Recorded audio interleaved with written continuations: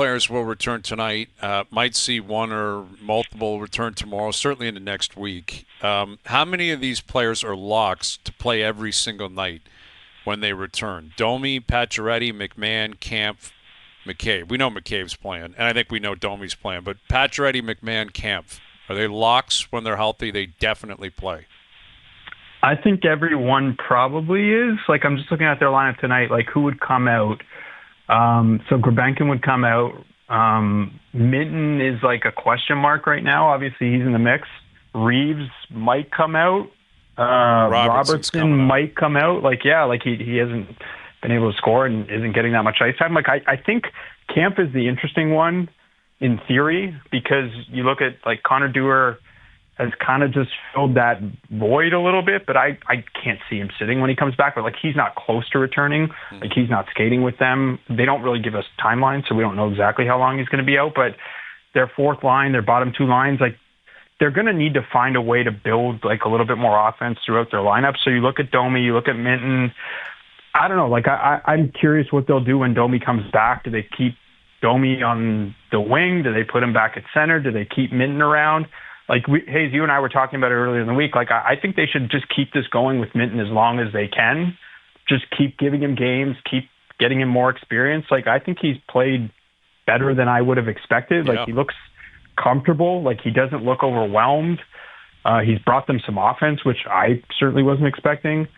But I think most of those guys, when they get back and they're healthy, they'll have a spot. Pacioretty, like, was playing really well before he got hurt. Like, they had found something with Pacioretty, Tavares, Nylander, and you look at who's playing with those guys right now. It's Pontus Holmberg. Like, he's another guy we didn't actually mention. I like, Craig Berube seems to love him. I haven't loved his season. I think he's played too much, but he's earned the trust of the coach, so we'll see. Yeah, I mean, what do you make on the back end? Like, Yanni Hakanpää all of a sudden on the Finnish team, and I love how, like, Berube goes, yeah, he had a procedure. It's like, that kind of, it's like a throwaway comment. It's like, what? Yeah, like, he had just a played procedure. 2 games. Like, where do you see Yanni Hakanpää? Hayes, you can weigh in on this too. Like, do you see him playing meaningful games down the stretch or into the playoffs, or is he more of an insurance policy if, player X or player Y on your, fifth and sixth is not available? Hayes? I don't think he's going to – I don't think he'll be playing. I don't. I think it's been too long. I think the idea of Hakanpää makes a lot of sense because of his size, his penalty-killing abilities. But they've been killing penalties pretty well. And I don't think they have a size issue necessarily with Tanev here and Ekman-Larsson here. McKay plays with edge. Riley wouldn't classify as a monster, but he's heavy. Yeah. I don't think that's something they're lacking, and I don't think of him as a big guy that's mean necessarily. I think he can be a little bit, but not like over the top. Right. So I don't know. I think it's a bonus if he's even your seventh. That would be how I would classify it right now. It's not a long-term commitment. It's not a lot of money. If he can get up to speed and be around and be a guy who's an injury replacement, veteran type, that makes sense to me, Jonas. See, I actually surprisingly disagree. Like, we never disagree, but I disagree with you. Okay. I actually think they really need him, because if you look at the way that their defense is structured right now, with how well McCabe and Tanev have played together, that forces them into a little bit of a bind with the rest of their groups, and suddenly they have to play Riley and Ekman-Larsson together, and they have to play Ekman-Larsson on his offside, and it's not been great, and I don't think it's an ideal situation. That's why you go back to the summer, and we were talking like they need 2 right shots, and they end up bringing into Tanev and Hakanpää, and if Hakanpää can't play, suddenly, like, that's your second pair, Riley, Ekman-Larsson, and I don't think that's ideal. Like, ideally, I think if you could play Riley with Hakanpää and you could play, I don't know, Ekman-Larsson on his left side with somebody, I think that's a little cleaner. And so I kind of think he's important. Obviously, like, they've been really happy with how Connor Timmins has played. We'll see how that progresses. Like, he was looking like he was actually going to come out of the lineup earlier this week had Jake McCabe been healthy. So I'm just flagging it. Like, I kind of think they could use another right shot to play in their quote-unquote top 4, whatever the top 4 is, because putting Ekman Larson and Riley together doesn't feel ideal to me. I hear you. It's just a matter of whether or not Hakanpää could do it. That's where I'm at. Sure. I don't have faith that he's going to get back up to speed. I mean, something's seriously wrong with this guy's knee. Like the whole contract back and forth. He doesn't play.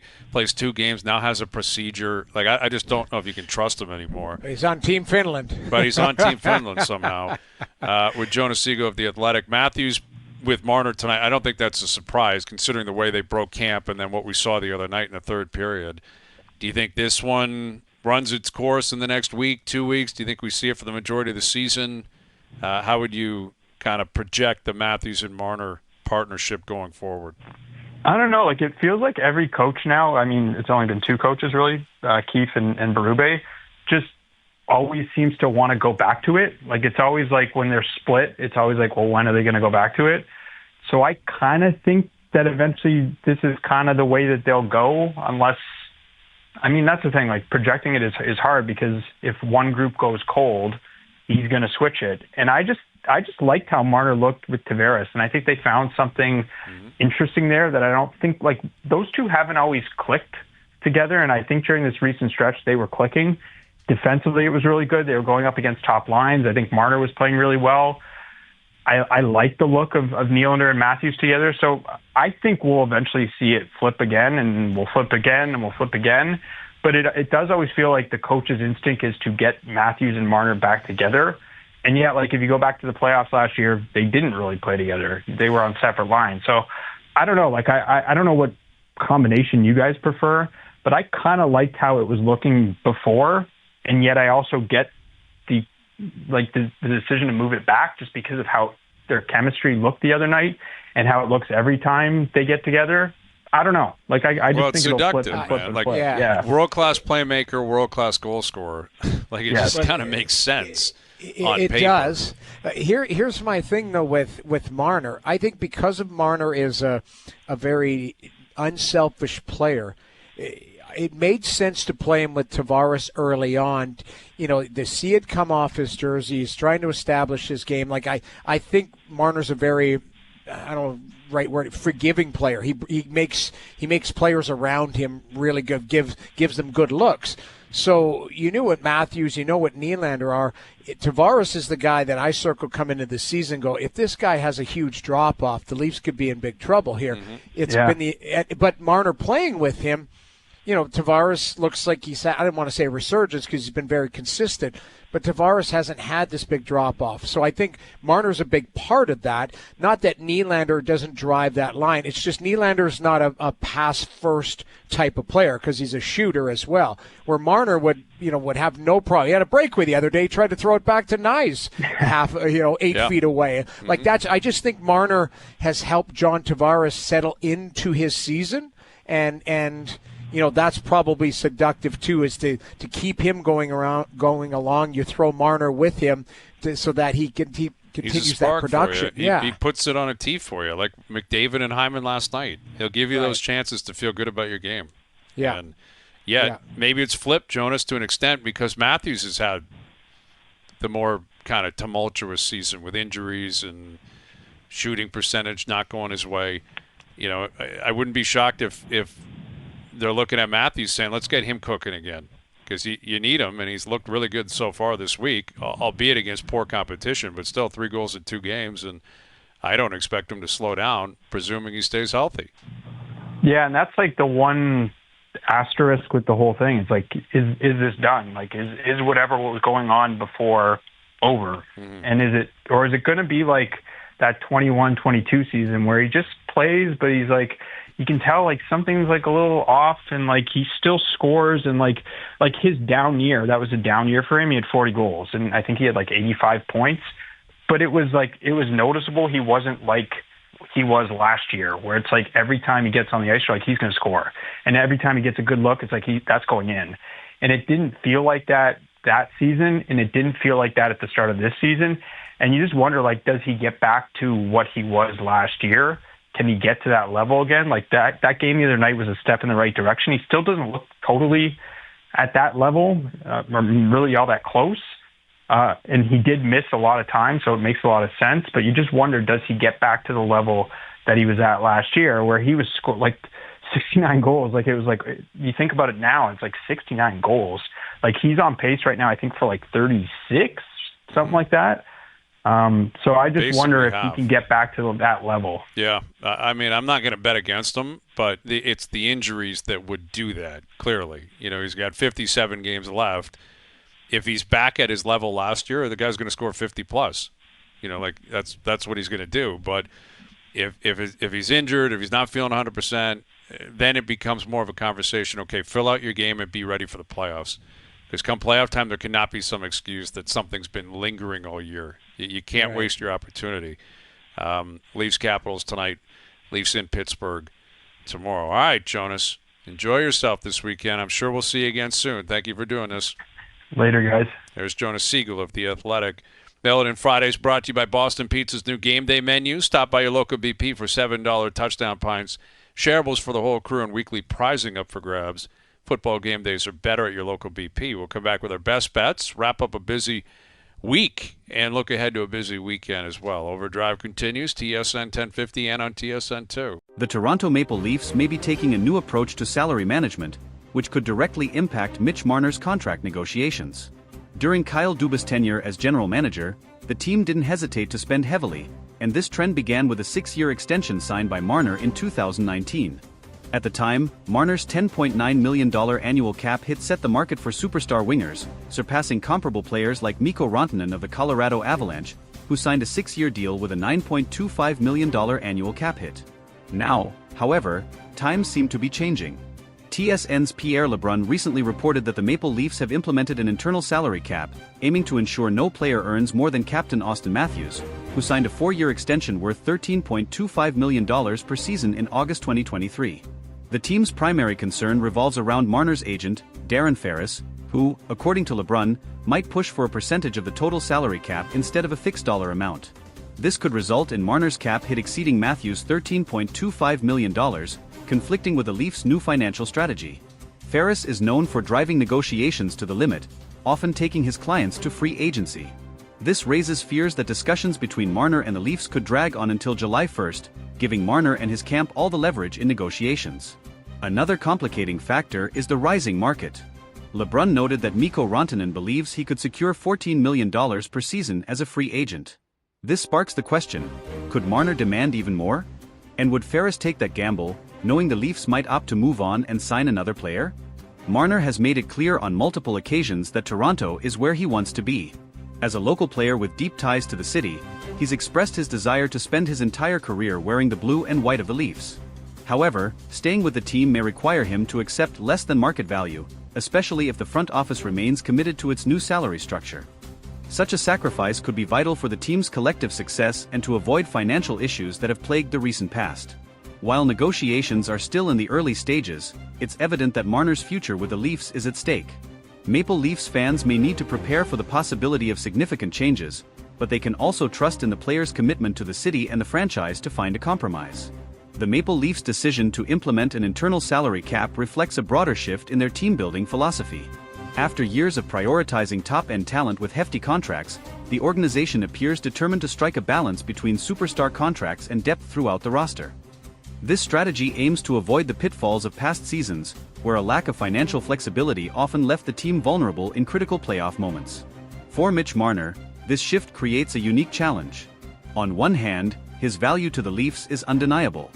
A consistent top scorer and elite playmaker, Marner has been instrumental in driving the team's offense. On the other hand, his ability to command a salary that rivals or exceeds Austin Matthews could put the Leafs in a difficult position, especially with a potential need to strengthen other areas of the roster. As the 2023-24 season progresses, the Leafs must weigh the potential consequences of sticking to their cap philosophy. Losing a homegrown talent like Marner would undoubtedly sting for fans and the organization alike. However, allowing one player to dictate financial terms beyond the team's structure could hinder long-term success and force painful sacrifices elsewhere. Adding to the complexity is the looming free agency of William Nylander.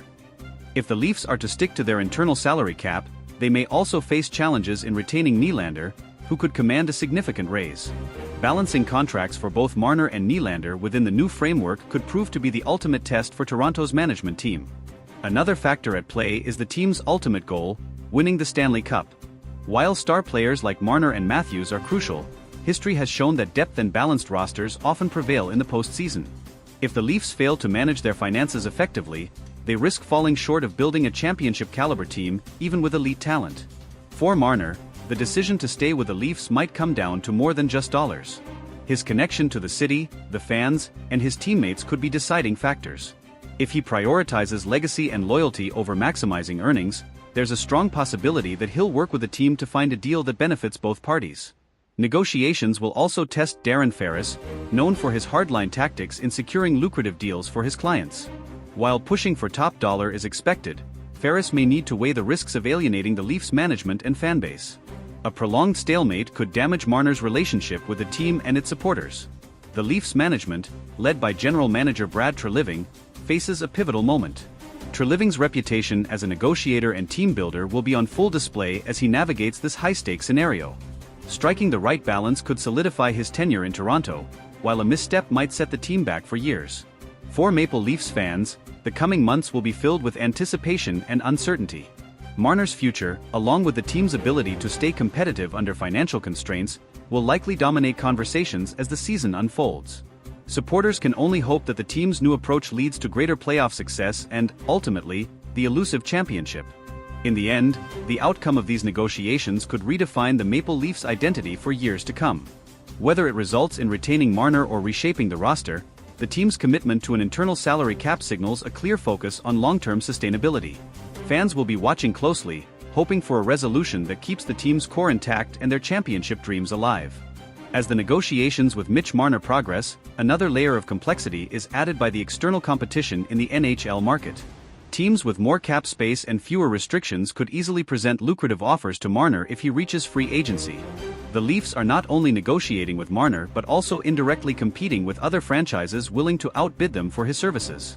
One example of this is Mikko Rantanen, whose potential $14 million value on the open market highlights the growing demand for elite wingers. If Rantanen secures such a deal, it could set a precedent that Marner's camp would use as leverage. The Leafs, however, must remain disciplined, as breaking their internal salary cap for Marner could lead to similar demands from other key players down the line. The looming specter of free agency means the Leafs have a limited window to strike a deal. If negotiations drag on into the off-season, the leverage shifts heavily in favor of Marner and his agent. Darren Ferris, known for his strategic patience, could use this to push for maximum value, putting even greater pressure on the Leafs management to make a decision. This scenario also places significant pressure on head coach Sheldon Keefe. Managing a team amid ongoing contract uncertainty can disrupt chemistry and focus. Keefe will need to ensure that the team remains united and focused on their performance, even as the media and fans speculate about Marner's future. Meanwhile, the Leafs core group, including Auston Matthews, Morgan Rielly, and John Tavares, will likely play a role in influencing Marner's decision. The camaraderie among the players and their collective drive for a championship could persuade Marner to accept a deal that aligns with the team's financial structure. On the flip side, the Leafs could explore contingency plans if a deal with Marner doesn't materialize. Trading Marner would be a bold move, but it could bring significant assets in return, potentially bolstering the team in areas like defense or secondary scoring. This option, while unpopular with fans, might be necessary to maintain roster balance. The timing of these decisions is also critical. With the trade deadline months away, the Leafs must assess whether keeping Marner without an extension risks losing him for nothing in free agency. A preemptive trade could avoid this scenario, but it would also signal a significant shift in the team's short-term goals. Fan sentiment will undoubtedly influence the team's approach. Marner is not just an exceptional player, he's a fan favorite and a symbol of homegrown talent succeeding in Toronto. Losing him could lead to backlash, especially if the team struggles in the aftermath of his departure. The broader NHL landscape also plays a role. As other teams navigate their own salary cap challenges, the Leafs can learn from their successes and failures. Organizations like the Tampa Bay Lightning and Vegas Golden Knights have shown the value of balancing star power with depth, offering a potential blueprint for Toronto's future.